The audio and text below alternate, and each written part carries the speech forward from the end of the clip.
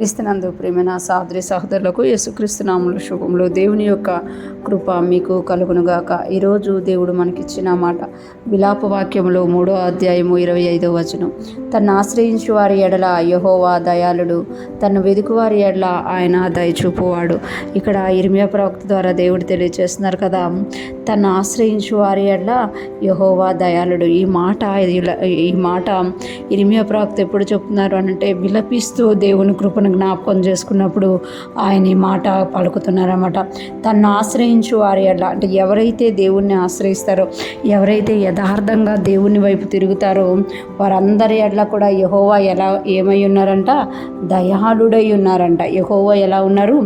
దయాళుడంట. ఎంతమంది అయితే దేవుణ్ణి ఆశ్రయిస్తారో వారందరినీ కూడా ఈ లోకంలో చూడండి, చాలామంది మనుషుల యొక్క దయ కొరకు ఆశ్రయిస్తూ ఉంటారు. మనుషుల యొక్క మేలు జరుగుతుంది అన్న ఆశతోటి ఆశ్రయిస్తూ ఉంటారు. కొంతమంది మనుషులు మేలు చేస్తారు, కొంతమంది మనుషులు దయ చూపిస్తారు, కానీ చాలామంది మోసం చేస్తూ ఉంటారు. కానీ దేవుణ్ణి ఎవరైతే ఆశ్రయిస్తారో ఖచ్చితంగా వాళ్ళు దయను పొందుకుంటారట. ఎందుకంటే తను ఆశ్రయించు వారి ఎడల యెహోవా దయాళుడు. ఈ లోకంలో ఎవ్వరికి దయ ఉన్నా లేకపోయినా దేవుని యొక్క గుణం ఏంటి అంటే దయాళుడు. అందుకే మనకి ఆత్మఫలంలో చెప్పబడుతుంది కదా, దయ కూడా ఒక ఫలముగా ఉంటుంది అనమాట. ఇంకొక మాట చెప్తున్నారు కదా, తన్ను వెదకువారి ఎడల ఆయన దయచూపువాడు. తన్ను వెదకువారి ఎడల ఆయన దయచూపువాడై ఉన్నారు అని ఇక్కడ తెలియజేస్తున్నారు. ఎంతమంది అయితే దేవుణ్ణి వెతుకుతారో, ఎంతమంది అయితే దేవుని తట్టు తిరుగుతారో, ఎంతమంది అయితే వారి శ్రమలో, వారి కష్టంలో, వారి సంతోషంలో, వేదనలో కూడా దేవుణ్ణి వెతుకుతారో వారందరి ఎడల ఆయన ఎలా ఉన్నారంట?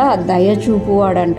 తను ఆశ్రయించే వారికి దయాళుడుగా ఉన్నారు, తన వెతుకు వారికి దయచూపువాడిగా ఉన్నారన్నమాట. ఎంతమంది అయితే దేవుణ్ణి వెతుకుతారో వారందరూ కూడా దేవుని దయను పొందుకుంటుంట. మనం బైబిల్ గ్రంథంలో చూస్తాం కదా, ఎంతమంది అయితే వారి కష్ట సమయాల్లో వారు దేవుణ్ణి వెతికారో, ఇక ఏ ఆధారం లేనప్పుడు దేవుణ్ణి వెతికారో వారందరూ కూడా దేవుని దయను పొందుకున్నట్టుగా మనము చూడగలం అన్నమాట.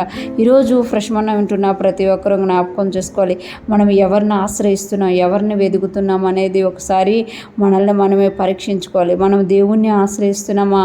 ఆయన ఖచ్చితంగా మన ఎడల దయాళుడై ఉంటాడనమాట. ఆయన వెతుకుతున్నామా? ఖచ్చితంగా ఆయన మన దయచూపే దేవుడుగా ఉన్నారు. ఈ లోకంలో ఎవరైనా మనల్ని విడిచిపెట్టవచ్చు, కానీ మనము ఆశ్రయిస్తున్న దేవుడు, మనం వెతుకుతున్న దేవుడు మన ఎడల దయచూపువాడుగా ఉన్నారు అని ఈరోజు దేవుడు మనకి తెలియజేస్తున్నారు. ఈరోజు ఫ్రెష్ మనం వింటున్న ప్రతి ఒక్కరం కూడా ఆయన్ని ఆశ్రయిస్తూ, ఆయన్ని వెతుకుతూ, ఆయనతోనే ముందుకు సాగిపోదుముగాక.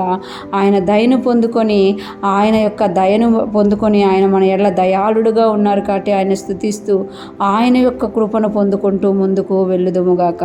ఆమేన్.